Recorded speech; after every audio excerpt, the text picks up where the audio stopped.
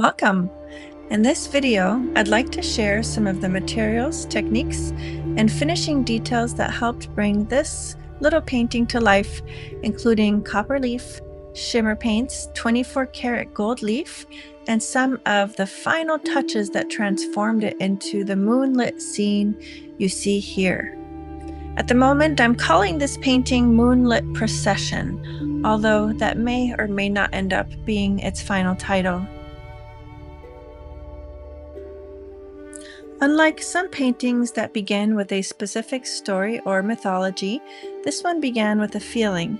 I wanted to create something whimsical and magical, a quiet moonlit scene inhabited by a fairy princess riding a white horse, accompanied by winged foxes and a crowned, white-winged coyote-like creature.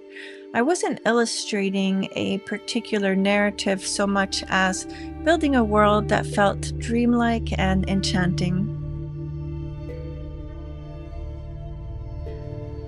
The painting began with a fully developed pencil sketch. Before any paint was applied, I had already established the composition: a fairy princess riding her white horse beneath a moonlit sky, accompanied by winged foxes and watched over by a crowned white-winged creature. With the drawing complete, I could begin building the painting layer by layer. One of the first things I worked on was the pathway running along the bottom of the painting.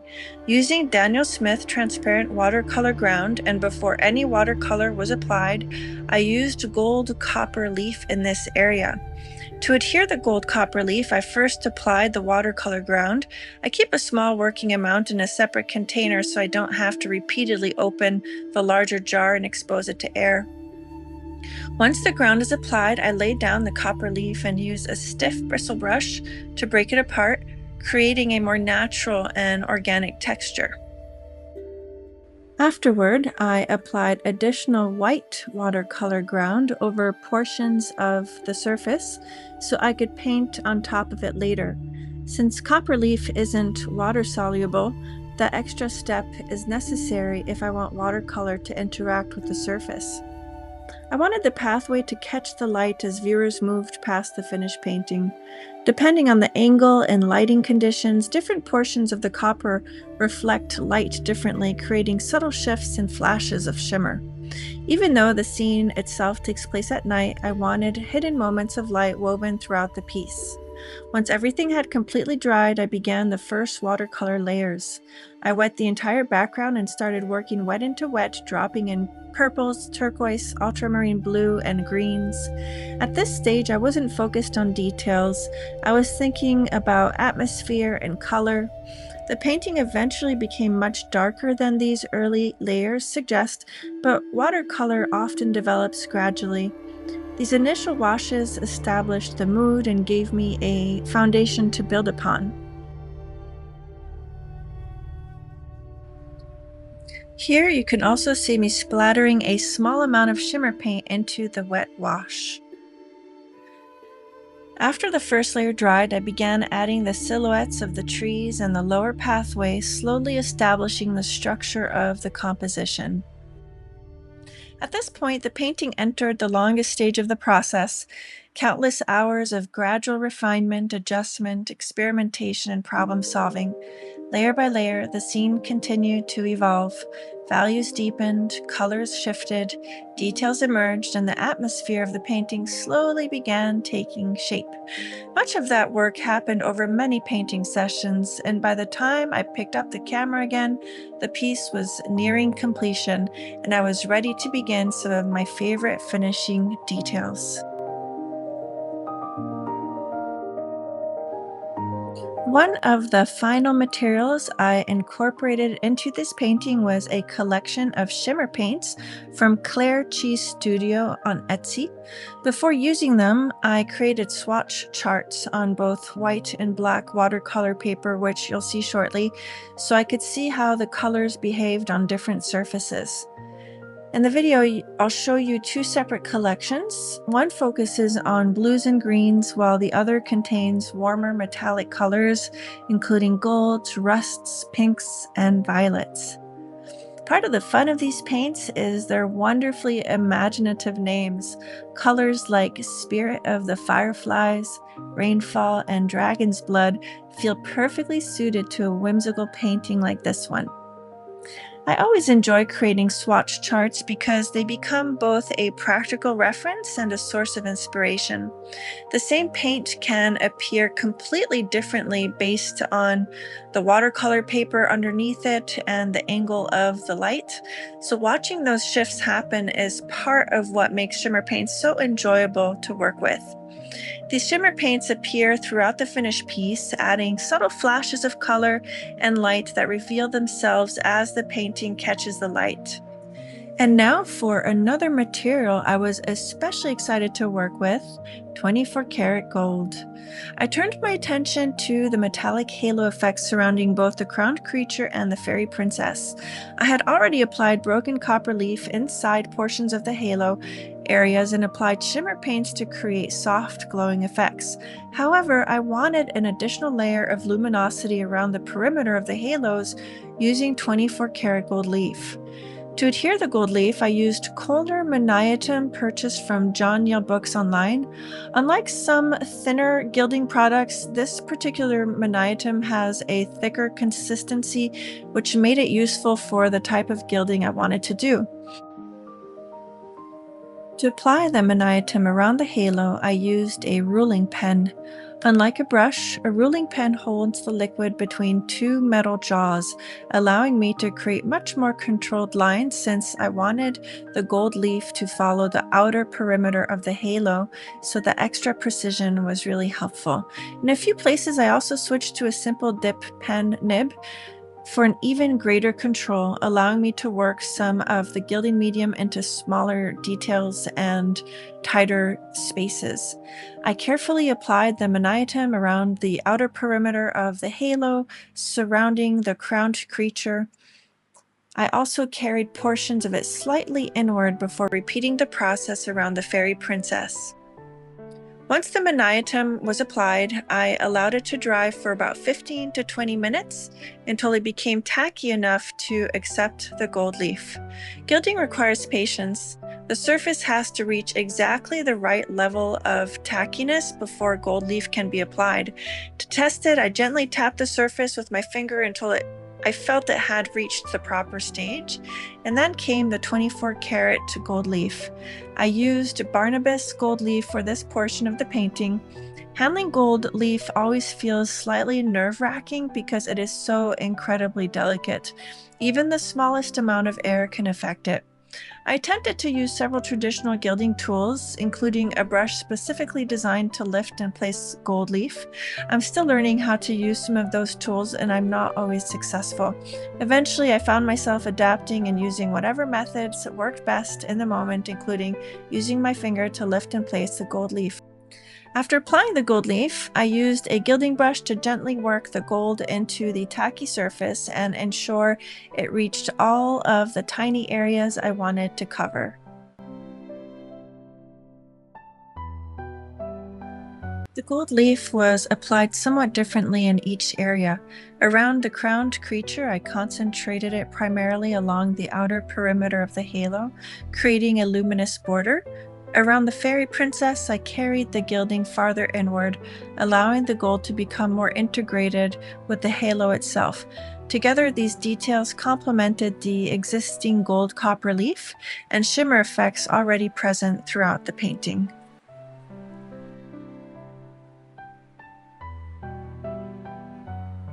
To soften the transition between the gold leaf and the surrounding watercolor, I applied gold shimmer paint around portions of the edges.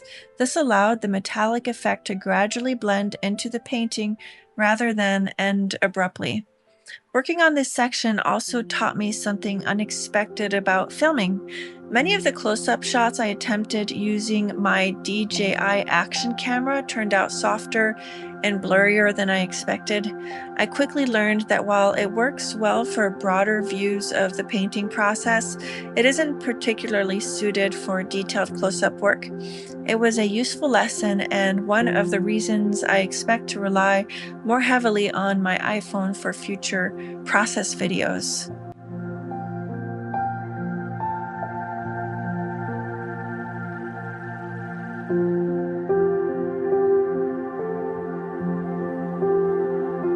With the finishing details complete, the painting finally begins to reveal the effect I had envisioned from the beginning. At this stage in the video, many of the finishing details were already in place, including the moon and stars you see here. Next, I'll step back and show how those final touches were created. Using a white Uni-ball Signo gel pen and a nifty adjustable circle template, I created the crescent moon and began adding stars throughout the sky. To help create a glowing effect, I softened portions of the marks with water and added white watercolor ground in selected areas. I also darkened portions of the surrounding sky with additional blue and purple mixtures so the moon would stand out more dramatically. For the stars, I added small white dots and then softened them with a damp size 0 brush. I also used the same technique to add touches of light and shimmer to the fairy princess's wings. Because the Uni-ball Signo gel pen is water-soluble, a touch of water gently diffuses the ink, creating a subtle halo effect around each star. As I moved across the painting, I continued adding stars behind the crowned white coyote-like creature as well, and throughout the lighter portion of the sky on the left. From the beginning, I envisioned the sky transitioning from luminous turquoise into deeper blues and violets.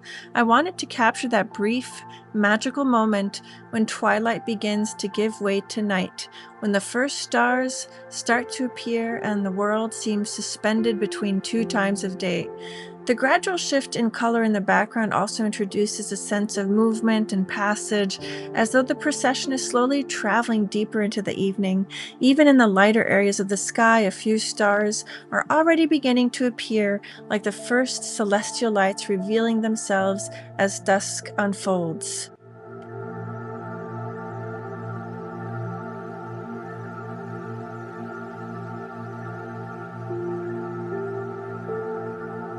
I also added a trail of tiny white lights climbing through the mossy rocks beneath the trees, almost like fireflies making their way up a slightly hidden pathway above the sleeping guardian shape.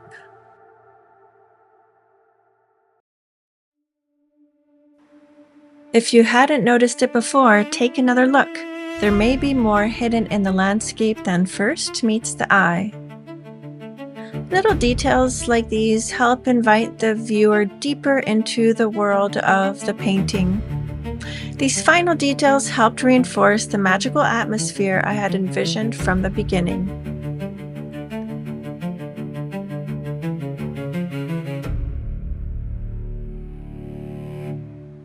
One of my favorite moments in any watercolor painting comes at the very end, removing the masking tape.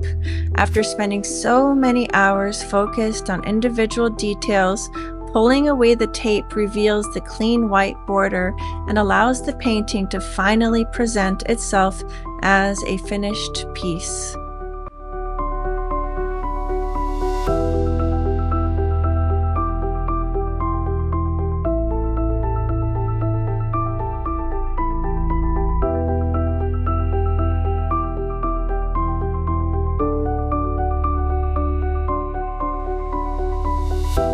As we linger for a moment with the finished painting, I find myself imagining the quiet conversations that might be taking place among the travelers. The two winged foxes seem as though they're speaking to one another.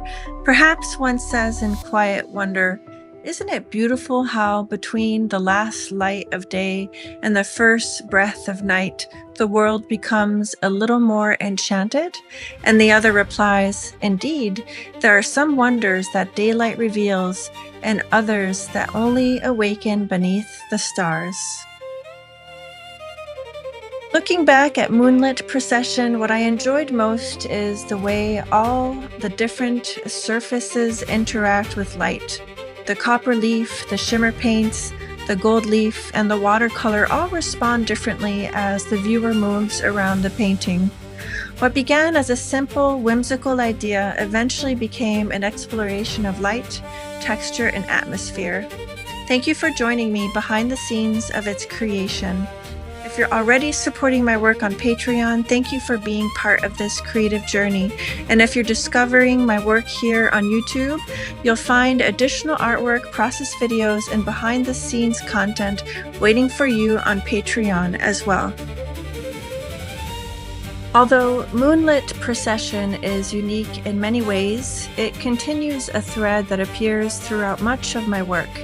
I've long been fascinated by materials that interact with light, whether that's copper leaf, gold leaf, shimmer paints, or other reflective surfaces that reveal themselves differently as the viewer moves around a painting. So before we conclude, I'd like to share a few other pieces that explore some of these same ideas. I hope you enjoy.